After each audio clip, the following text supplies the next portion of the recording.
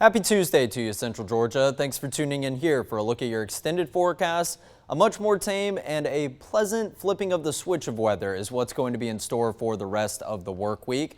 But obviously, we can remember what's happened over the last couple of days, and it's been full of gloomy, dreary, and just downright cold weather with widespread cloud cover. Let's go ahead and go over the latest and talk about how much rainfall we did receive over that time period. We'll go back out to 5 days prior to this. So if my graphics will flip for me, let's see if we can get them going. There we go. Your 5-day rainfall totals. The first and main takeaway is if you live farther to the north, you definitely did not get as much rain as was present down to the south, but it is very pleasant to finally see some widespread shades of not only green, but also some yellow right on the very southern edge of our southernmost counties.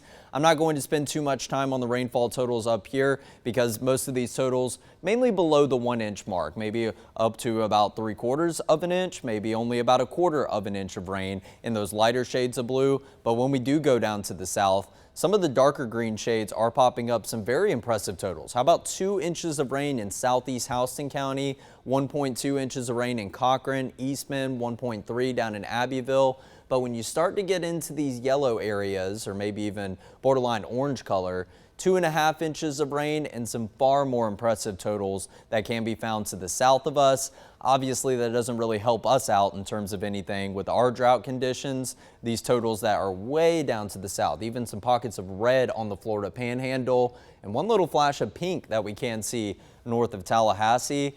But those areas needed the rain a whole lot more than we did, and we'll talk about that in just a second. But take a look at the month of December. Remember when I called it dreary December on the first day going back into last Monday? Well, that has come to fruition so far. Out of the 8 days of the month so far, 6 of them have recorded rain at Middle Georgia Regional Airport. Obviously not too impressive of totals. The most total that we can see for a single day came back on the 2nd when we got an inch of rainfall, but only 2 days that have been mainly dry in our forecast. So 1.6 inches of rain is all we've gotten so far in the month of December. And I say that like it's a pessimistic thing, but obviously when you compare it to average, we're on our way, and it looks like we may start to approach average by the time we get into the end of the month. However, we are going to be entering a dry stretch, so I think we're going to have many days that we don't record rainfall over the course of the next week, and that's going to bump our category back down into the near normal range, maybe even getting into the dry box. But right now we are still hovering in the a bit wet category for where we should be at this point of the month so far. So 2025 as a whole, this number has once again flipped. We have seen this go back above average, go below average, and we are hovering just a minuscule 3/100ths of an inch below where we should be at this point of the year. But for the month of December as a whole, we're hovering just over a 1/2 inch of rain for where we should be at 8 days into the month. Still holding onto that green box. Hopefully we can have this green box go a little bit higher before the end of the month. But like I mentioned, not too much rain that looks to be in sight. But now we'll flash it over to your drought monitor, which we got updated as of last Tuesday. We got the release last Thursday, and like I mentioned, these areas in the red and even getting into kind of the maroon color down on the border of Georgia and Florida, they needed the rain more than we did. They found themselves in the exceptional drought category, which is the highest criteria for our drought conditions. But we can see that red area creeping close and even into portions of southern Crisp County. That area, I imagine, did get its fair share of some impressive rainfall totals to maybe even improve this slightly. But all of central Georgia remains in at least a severe drought or a moderate drought. Our northernmost counties are found in that tan color, which indicate a moderate drought. A patch of some slightly better drought conditions down in Telfair, Wheeler, and Montgomery counties. But if you live in Macon, Warner Robins, Milledgeville, down to Dublin, Perry, Forsyth, you still find yourselves under some drier conditions than what you should have. And we will take all the rain into account from this past weekend and the past 5 days and all the way up until today. But I'm not forecasting any more rain in store for the rest of your Tuesday in order to maybe improve those conditions even more. But we'll see where that drought monitor does stand as we go into Thursday. So the main headlines will be a much drier week that we do have ahead. Some days are going to be warmer than others, and we'll talk about why that is, but lots of sunshine, and we're already starting to get a glimpse of them as we take a walk around the quad. Blue sky visible up here in downtown Macon. We still have our fair share of cloud cover, but it does look like the sunshine is finally breaking through the cloud deck. A mostly cloudy atmosphere as we look to the west off Cohen Walker Drive. Similar story a couple miles down to the south at the Georgia National Fairgrounds. In downtown Dublin, also holding on to that cloud cover, but it is going to be fairly short-lived, and it has also slowed our warm-up throughout the morning hours so far. Your temperatures still in the lower half of the 40s, 45, 46 at the highest in areas like Milledgeville, Sparta, and up to Eatonton. Farther down to the southwest, these are our counties that did have the lowest temperatures this morning because the cloud cover wasn't present during that sunrise time. However, the cloud cover has creeped a little bit farther down into those areas. So now it's done the exact opposite. Now it is slowing the warming trend, as opposed to if they kept that crystal clear atmosphere, their temperatures would very likely be in the upper end of the range. So just given this latest update with the temperature map and taking a look at some of the values and the difference between them, I would say that there is more patchy cloud cover up to the north as opposed to down to the south, where we are still holding on to a mostly cloudy atmosphere. But we're not too different than our neighbors. Take a look at the eastern half of the United States. A deep dark blue color continues to be present. You do see some shades of green back over into Texas, areas that did get the passage of a cold front on Sunday, so they're not necessarily feeling too much of that colder air anymore. 66 down in Orlando. I imagine Orlando is going to be our warmest temperature on this map over the next couple of months, as we typically don't see a lot of these frontal boundaries make their way all the way through Florida and usher in that cool air down into areas that far south in the Florida Peninsula. But 27 in Washington, 36 up in Indianapolis. We could always be a whole lot worse than what we're dealing with. And that's what we see present in the mid-Atlantic United States, the Ohio Valley region, and up in areas near the Great Lakes. I can see Minneapolis and Green Bay up there behind the banner, and I don't even want to see the temperatures. I'm sure they're somewhere in the 20s, maybe even into the teens here at the 11 a.m. hour. Winds and wind gusts, these aren't going to really be a factor throughout today, but we are going to see them get an uptick as we go into tomorrow. But right now, a steady breeze anywhere from about 5 to 10 miles per hour, especially farther down to the south and the southeast, where you do see some shades of blue color. So your feels like temperatures, if you have a 5 mile per hour breeze, yes, that's the threshold that you need in order to make these feels like temperatures a little bit cooler than what the actual numbers read like. We still have a good mix of upper 30s and some low 40s, even if your actual temperatures are in the mid 40s. This is just showing you that it still is a very cold environment. So the layering that you had on as you made your way out the door, you're very likely going to need to keep it present and keep it handy as we go into this afternoon. Let's take a look at your numbers. 52 degrees for a high temperature yesterday. Low temperature of 34 degrees, and I'm not even entirely sure that we hit that morning low during the morning hours. I think that temperature of 34 degrees came in the very late night hours before we crossed over into midnight as of today. So 63 and 39, those are your average temperatures this time of year, obviously already on the cooler end. But we could welcome in some temperatures in the low 60s. That would be nice for a change. And you may be keeping your fingers crossed that we will hit those temperatures later on today as we get the clearing in cloud cover. But we'll talk about why we might not quite see temperatures that high for today, but we are going to welcome them in soon enough. 83 for a record high back in 2022, just 3 years ago that we actually did that. And 19 degrees, your record low temperature back in 1965. So we recorded 2/100ths of an inch of rain yesterday at Middle Georgia Regional Airport. I imagine it didn't do too much, but maybe resulted in a bit of a lesser downtick in that year departure. But still, the most important thing with yesterday's update, we saw that positive flip back into a negative, and it looks like that negative number is going to grow even greater over the next week.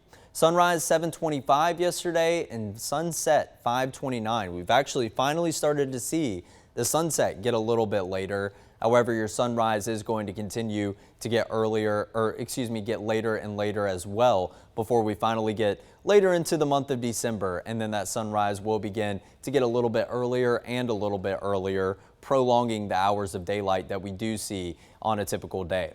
So the main headline for today is below average. Like I mentioned, go ahead and keep that layering handy even into the afternoon because clouds are clearing. There are more peaks of sunshine.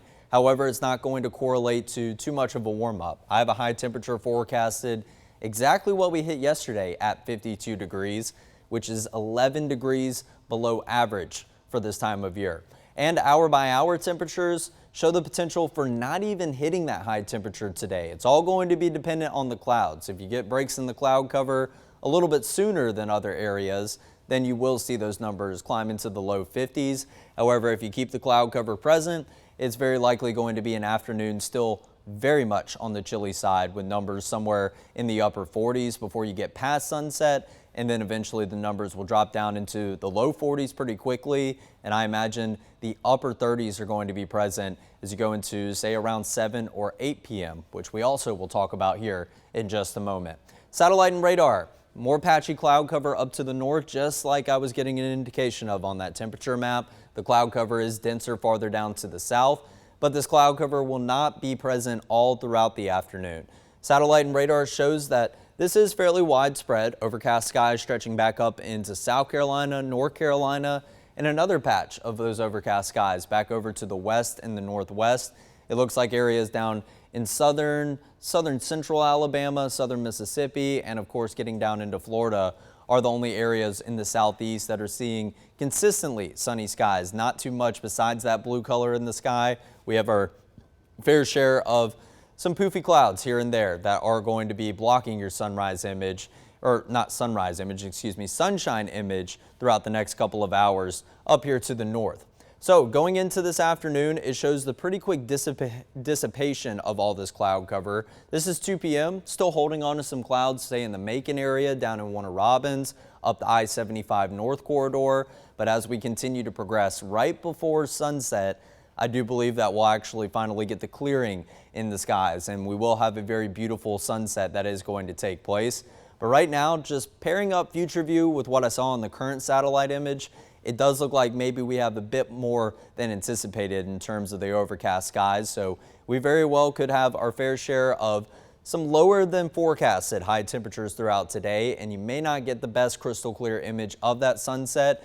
Nonetheless, you will eventually clear out, and might just be in the hours after daylight, and we go into the overnight time frame and welcome in Wednesday morning with a nice clear environment. So that sunrise tomorrow, it's looking spectacular. However, when you don't have the clouds present overnight, which actually has been our saving grace, believe it or not, over the course of this past weekend, is going to allow for your morning low temperatures to get even lower. So our numbers, for the most part, over that dreary and cloudy stretch have been somewhere maybe in the upper 30s and the low 40s, a little bit closer to average or maybe a few degrees above average. Not the case whatsoever anymore. However, going into the afternoon with the absence of cloud cover blocking that sunshine, it will allow for the heating of the surface, and that will warm our numbers back up closer to average as opposed to being stuck in the low 50s or even the upper 40s for many days.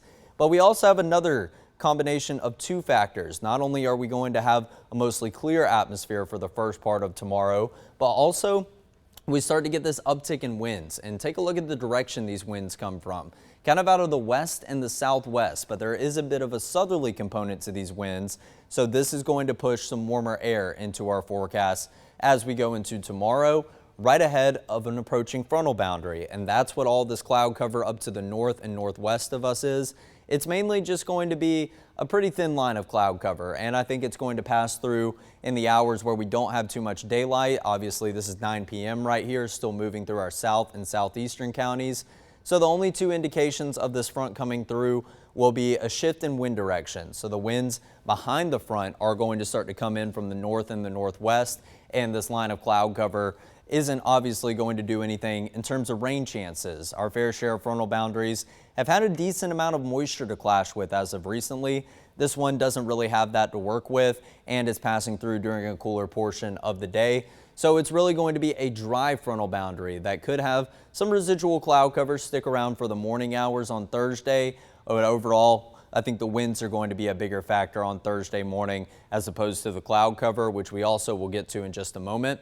Thursday afternoon, crystal clear. So Thursday afternoon, what happens after we have a cold front come through? Cooler and drier air gets ushered into the forecast. I believe we'll be back below average with your high temperatures on Thursday, even despite the cloudy skies. And then Future View takes us all the way to 4 a.m. on Friday as we get ready to begin yet another weekend. But we do have a Christmas parade forecast to talk about, and that is going to be in downtown Gray tonight. So many of you had your Christmas celebration plans as of this past weekend. You made the decision to postpone them for at least a couple of days, maybe even a week in time.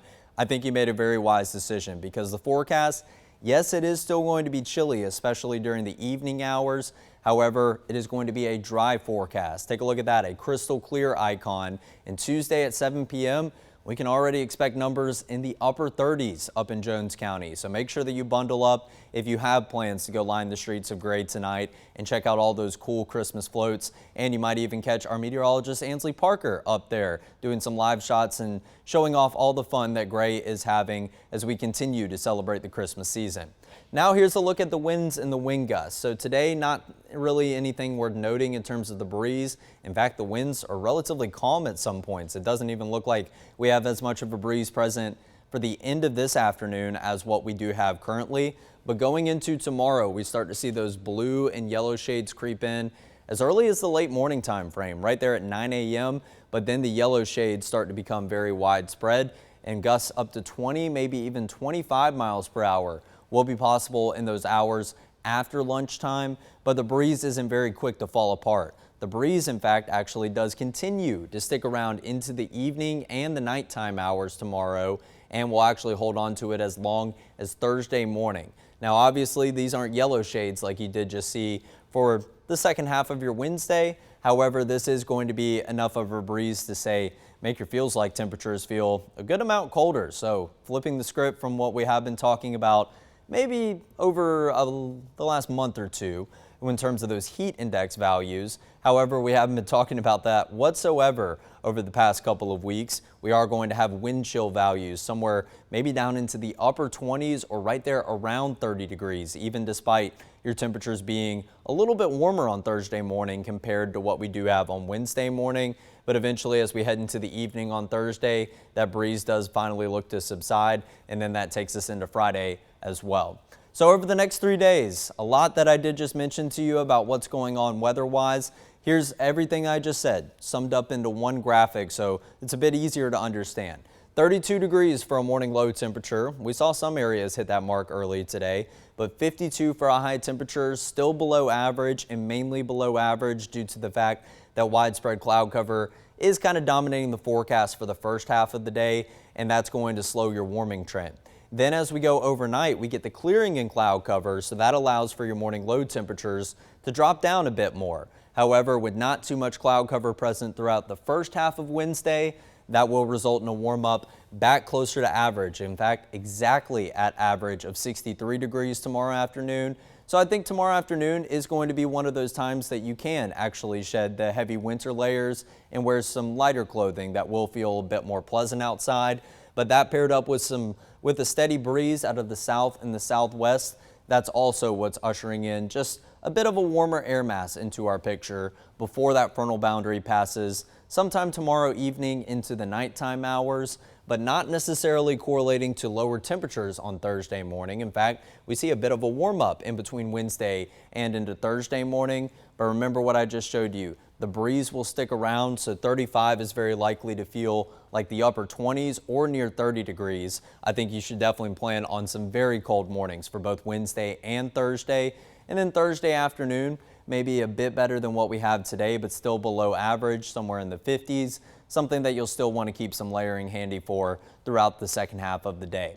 But now let's go all the way into Friday. So Friday, kickstarting a new weekend. It still looks like a mostly dry atmosphere. If you moved and postponed your Christmas celebrations into this Friday, it's looking like the forecast is going to be good to go. But along with that, you may see some of these light green dots or blue dots creep over into central Georgia. That's not going to be anything in the way of a significant rain chance. And who's to say that Future View even resolves that by the time we get the short range models within that view, which will be this time on Thursday. Saturday, I still think it is looking good to go. We'll have some partly cloudy skies, but overall it will be a much better forecast than what we did have over this past weekend before going into the end of the weekend. And then it looks like, okay, another frontal boundary, another widespread rainmaker is on its way, sending pretty impressive rainfall totals to, say, Tennessee, up in northern Alabama, maybe portions of northern Georgia. but this is just what one model run is saying. The European model is the only one picking up on widespread rain ahead of this next approaching frontal boundary. The GFS is not buying stock into it whatsoever, and given this next pause point, I may be more inclined to believe what the GFS model says, because the European has those rain chances falling apart throughout the day on Sunday, and it does look like maybe a very slim chance of a spotty shower here in central Georgia, but it doesn't look like much rain is in order here. This is going to be another one of those dry frontal boundaries, so it'll send us some passing cloud cover, maybe some breezy conditions for the end of the weekend, but it will set up another cold stretch of weather for the beginning of next week. Just how cold? That's a bit of a question mark right now. We have seen some models and some people posting some stuff that do say it could be some of the coldest temperatures we've seen all throughout the colder portion of this year. I wouldn't even say winter, because we haven't even started the official season of winter. We've actually been in this late fall time frame, but the lowest temperatures we've seen somewhere in the mid-20s, and that happened about 2 weeks before Thanksgiving, going all the way back to Veterans Day. 25 was our recorded low temperature, and in fact it did break a record for that day. So could we see some numbers that maybe start to match some of those record-breaking numbers that we did see about a month ago in time? Only time will tell, but right now our general idea is that it is going to drop the temperatures, but maybe not too much below freezing, but we definitely could see a lot of those numbers get a whole lot cooler in between now and then. So let's talk about your afternoon highs, specifically in that extended period as we go into the beginning of the weekend. I already talked about Tuesday and Thursday both being below average days, but Wednesday is going to be a bit of an outlier in the fact that it is back closer to average. Well, the frontal boundary is just really putting a halt and kind of just interrupting this warming trend that we do see, because after we have that cooler day on Thursday, we will see the steady warming trend pick back up with no big weather systems impacting us Friday or Saturday. So near average high temperatures around Friday. And how about some upper 60s as we go into Saturday? I'm not a big fan of the warmer weather this time of year. I do enjoy the cool, but after what the last stretch of the last couple of days has given us weather-wise, I think we could use some sunshine and maybe at least a brief moment of seeing some above average temperatures. But the flip side of that is going to be your morning lows. So they're going to kind of do a similar thing, but remember 35 on Thursday, it's a bit misleading because we will have the breeze present, and I think your feels like temperatures are going to be a bit lower than 35 degrees and in the upper 20s possibly. But we go into Friday morning, maybe a little bit cooler for your actual temperatures, maybe not necessarily feeling as cool as Thursday morning, but then we finally start to see the lows get on board with that morning trend and finally get back below or above average, as we go into Saturday morning. And I think the same thing is in store as we go into Sunday morning with that morning low temperature of 44 degrees. So let's talk about the first half of the 7-day forecast first and foremost. We already covered Tuesday through Thursday, but still not really seeing any change besides the steady warming trend as we go into the beginning of the weekend. So I think it's going to be a story of some colder mornings for the next couple of days than what you have been feeling recently, which I'm sure is not welcome news, but make sure that you are making plans to bundle up, start the car, or turn on the heat a little bit before you do head out and about on that morning commute. But the afternoons will feel a lot better than what we did at present this past weekend, because we finally do get some sunshine. There's a whole lot of sunshine over the next 5 days on your 7-day forecast. And in fact, there continues to be as we head into the end of the weekend. But it does look like the warming trend gets put to a halt as that second front comes in sometime later on Sunday, maybe a little bit earlier into the afternoon. But all in all, 64 degrees for a high temperature. Not too bad of a story. I have a 10% chance of rain on Sunday right now just to cover the bases, but we very likely could even take that off.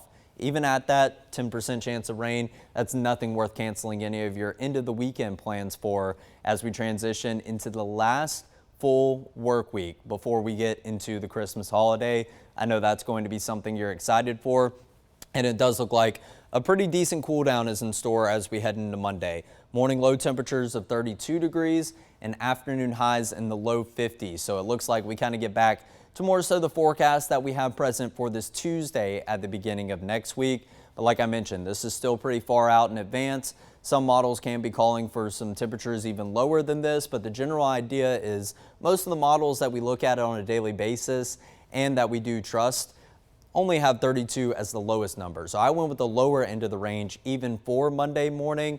we could very likely see that number drop over the next couple of days. But if you have things like some plants that are still vulnerable to those really cold temperatures that once you get below freezing, it can result in some damage to those plants, I would just go ahead and make plans to bring them in towards the end of the weekend before that cold spell happens. But right now, we're not expecting any drastic impacts with some of the cold weather in store for Monday morning, and Monday afternoon is also going to be a bit of a cooler day as well. So I did mention it just a second ago, but the first day of winter, in fact, is still a little less than 2 weeks away. So 12 days away until we kick off the beginning of winter, and that's going to be on December 21st. Then, of course, you get into a whole stretch of about 10 days where you have a whole lot of events happening. Christmas Eve and Christmas Day, getting into that territory of nearly 2 weeks away. So I believe Christmas Eve is going to be on a Wednesday, Christmas Day will be on a Thursday, and then the same thing for New Year's. New Year's Eve going to be in 22 days. So 3 weeks and 1 day away until we are getting into the last day of 2025. Of course, once we get rid of the first day of winter box, then I will pop up New Year's Day on this graphic, which is just going to be 23 days away from right now. So a lot to look forward to, and still a whole lot of weather to figure out before we do get to these days. But over the course of the next week, I think the main themes are going to be more sunshine, some more pleasant feeling afternoons. However, we are going to feel those brisk and frigid temperatures as we walk out the door for most mornings. Make sure that you're continuing to keep the layering handy, because you're very likely not going to need a lot of those layers and a lot of those thicker layers as you go into the afternoon. I think you might even be able to get away with a long sleeve t-shirt, which is exactly my choice of attire today.